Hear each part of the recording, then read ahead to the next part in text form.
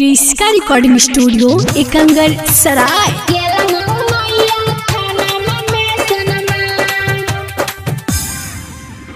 Music director Prabhunand.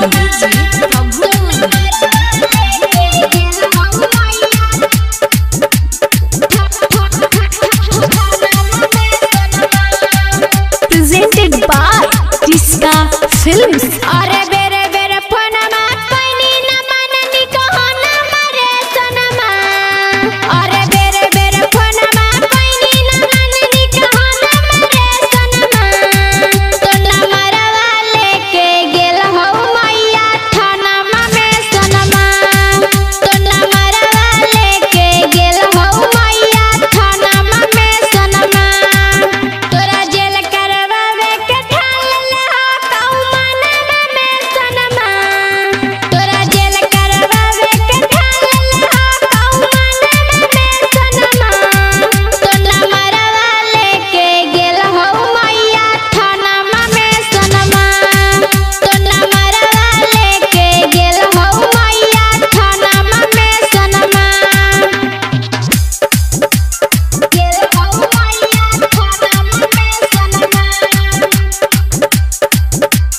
गेल हो मैया थानमा में सनमा। तो नमरवा लेके म्यूजिक डायरेक्टर प्रभुनंद।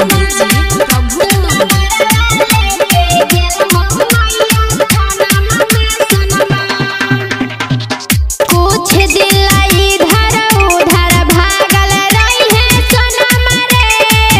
काहे कि पुलिसिया घर पर जाइतौ अब रोजनमा रे। कुछ दिल इधर उधर भागल रही है सनमा रे।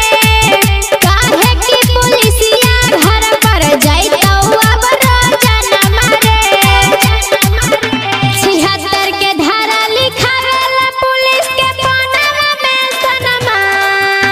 76 के धारा लिखावेला पुलिस के बनवा में सनमा। तो नमरवा लेके गेल हो मैया थानमा में सनमा। तो नमरवा लेके गेल हो मैया थानमा में सनमा। तो म्यूजिक डायरेक्टर प्रभुनंद।